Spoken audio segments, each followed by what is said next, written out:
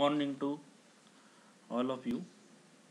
Last lecture we have seen the electromagnetic spectrum and how the electromagnetic spectrum works, and in electromagnetic spectrum there are seven types of regions such as gamma rays, X rays, UV, IR, microwave,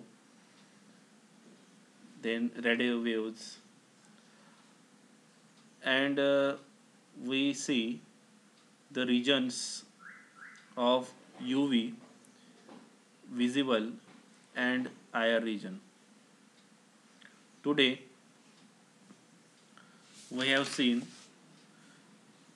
the choice of solvent in UV visible region, which is based upon following two criteria.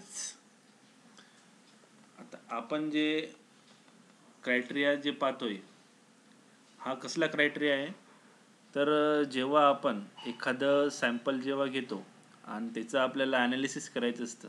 Analysis means what? Absorption. मग आता absorption करत असताना तो solvent आणि solute म्हणजे तुमचा असतो sample. तो सोल्यूट हा पर्टिक्युलर सॉल्वंट मध्ये डिझॉल्व्ह व्हायला पाहिजे, तरच आपण त्याचं ॲब्सॉर्प्शन हे करू शकतो. बरोबर आहे. मग आता त्याच्यासाठी दोन क्रायटेरिया दिलेले आहेत. तर त्याच्यातला पहिला क्रायटेरिया मी वाचतो. The sample must be soluble in solvent. हे बघा, सॅम्पल हा कसा पाहिजे, जो काही तुम्ही सॉल्वंट घेणार त्याच्यामध्ये काय पाहिजे, सोल्युबल पाहिजे. And this all one should not interact with the solute or sample. आता जो तुम्ही सॅम्पल घेणार आहे त्याचं इंटरॅक्शन म्हणजेच काय, पर्टिक्युलर एखादी रिॲक्शन, आणि ती जी रिॲक्शन आपण जी सॉल्वंट सोबत व्हायला नको.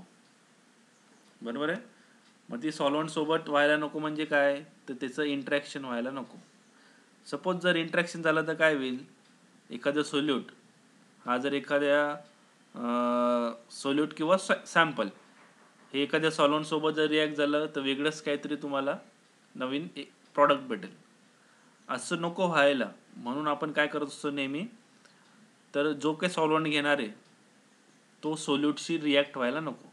फक्त त्याचं काम काय आहे, तर त्याचं काम फक्त काय आहे, त्या पर्टिक्युलर सॅम्पल किंवा सोल्यूटला काय करायला पाहिजे, त्याने डिझॉल्व्ह करायला पाहिजे. बरोबर आहे, समजलं सगळ्यांना. सेकंड पॉईंट काय घेतोय आपण, the solvent must be transparent to the radiation at wavelength in which the study is conducted. म्हणजे एखाद्या सॉल्वंट तुम्ही घेता, बरोबर आहे, त्याच्यामध्ये तुम्ही सोल्यूट ॲड करतात, ते काय झालं, सोल्युशन तयार झालं. मग सोल्युशन हे कधीही कसं पाहिजे, ट्रान्सपरंट पाहिजे, टर्बिड नको. बरोबर आहे. ट्रान्सपरंटचा अर्थ काय असतो, की त्याच्यामधून तुम्हाला सहजासहजी दुसऱ्या साईडचं काय ट्रान्सपरंट होतं, म्हणजे विजिबल होतं. बरोबर आहे. आता हे ट्रान्सपरंट का पाहिजे, कारण की रेडिएशन्स तुम्ही काय करणार, त्याच्यातनं पास करणार आहे. रेडिएशन पास करत असताना त्याचं तुम्हाला काय करायचं आहे, तर किती ॲब्सॉर्प्शन करतोय तो सॅम्पल रेडिएशन पास केल्यावर आणि किती ट्रान्समिट करतोय, हे इझिली काय व्हायला पाहिजे, ते ॲनालिसिस व्हायला पाहिजे. म्हणून आपण काय करत असतो, सॉल्वंट कसा पाहिजे, ऑलवेज काय पाहिजे, transparent to the what, radiation.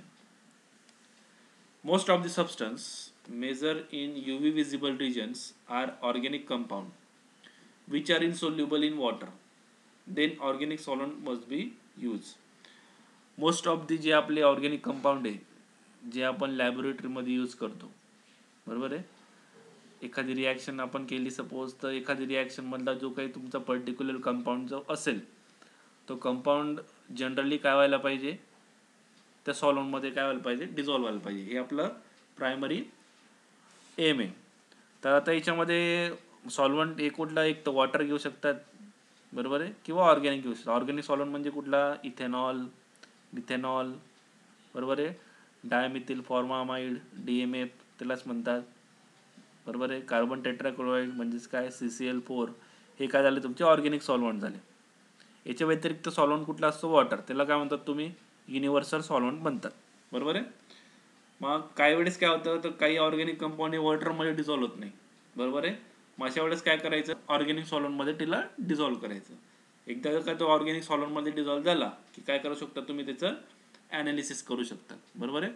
Analysis म्हणजे काय? तर कलरीमीटरमध्ये त्याचं ॲब्सॉर्प्शन किती आणि त्याचं ट्रान्समिशन किती हे तुम्ही इझिली डिटेक्ट करू शकता. Quantum calculations in spectrometry. आता अशा काही टर्म्स येणार आहेत किंवा अशा काही वर्ड्स येणार आहेत की त्याचा मीनिंग काय हे आपण आज पाहणार आहेत. पहिलं टर्म येणार आहे तुमची पॉलिक्रोमॅटिक beam.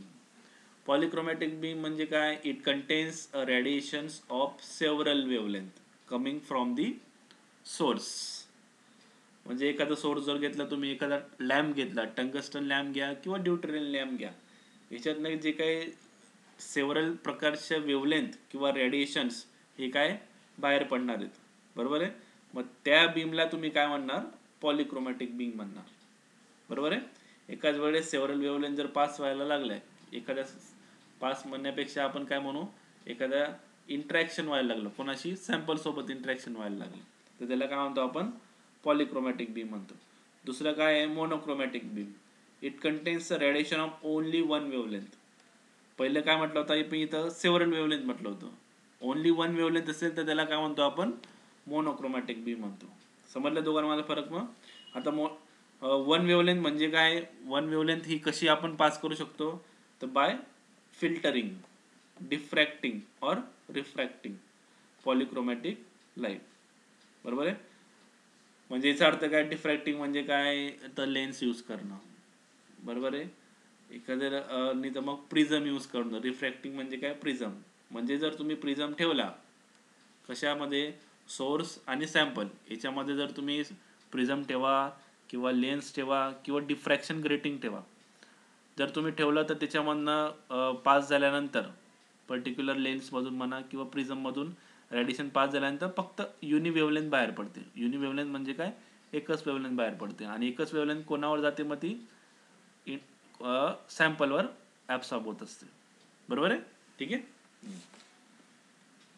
Radiant power. It is the rate at which energy is transported in a beam of radiant energy. P0 हा 0 हा काय? स्मॉल आहे बरं का, लक्षात घ्या सगळ्यांनी. P0 is the incident radiant power and P or PT is the transmitted radiant power. आता radiant power म्हणजे काय? तर सोर्समधून जे काय रेडिएशन्स बाहेर पडतात ते radiation in the forms of काय असतात? वेव्ज असतात. बरोबर आहे. आणि त्या वेव्जमध्ये काय असते? पर्टिक्युलर काय? एक इलेक्ट्रोमॅग्नेटिक रेडिएशन्स असतात. म्हणजेच काय असते? ती एनर्जी असते. त्या एनर्जीला आपण काय म्हणत असतो? मग जनरली रेडियंट पॉवर म्हणत असतो. म्हणजे इन्सिडेंट बीम असेल, सोर्समधून जो काय लाईट पास होतो त्याला काय म्हणतो? इन्सिडेंट रेडिएशन म्हणतो किंवा इन्सिडेंट बीम म्हणतो. त्याला कशाने डिनोट करायचं? P0 ने. आणि सॅम्पलमधून जो काही रेडिएशन्स पास होणार आहे, बरोबर आहे, सॅम्पलमधून जे काही रेडिएशन पास होतील त्याला काय म्हणायचं? ट्रान्समिटेंट रेडियंट पॉवर म्हणायचं. त्याला कशाने डिनोट केलं जातं? एक तर P ने डिनोट केलं किंवा PT ने डिनोट केला. हा T काय असेल? इथं स्मॉल आहे. T म्हणजे काय? Transmission. This 0 means what? Incident. बरोबर आहे. समजलंय? इन्सिडंट आणि दिस इज व्हॉट? ट्रान्समिटन्स. P0 आपण इन्सिडेंटला म्हटलंय आणि P और PT कशाला म्हटलंय? ट्रान्समिटेडला म्हटलंय. पुढचं काय म्हटलंय? Transmittance. It is the ratio of transmitted radiant power to the incident radiant power is called as transmittance. Generally it is expressed in percentage transmittance. आता काही वेळेस काय करता तुम्ही? कलरीमीटर घेता किंवा स्पेक्ट्रोफोटोमीटर घेतात, तेव्हा त्याच्यामध्ये काय असतं? ट्रान्समिटन्स आणि काय म्हटलेलं असतं? ॲब्सॉर्बन्स म्हटलेलं. मग त्याच्यामध्ये ट्रान्समिटन्स हे कसं कॅल्क्युलेट करायचं? तर T is equal to P/P0. P म्हणजे काय सांगितलं मी? Incident power, incident radiant power. Sorry, P म्हणजे काय म्हटलंय आपण? Transmitted radiant power. बरोबर आहे. आणि P0 म्हणजे काय म्हटलेलं आहे? Incident radiant power. मग तुम्हाला पर्सेंटेजमध्ये फॉर्ममध्ये काढायचं असेल तर याला काय करू शकता तुम्ही? P/P0 मल्टिप्लाय काय करायचं?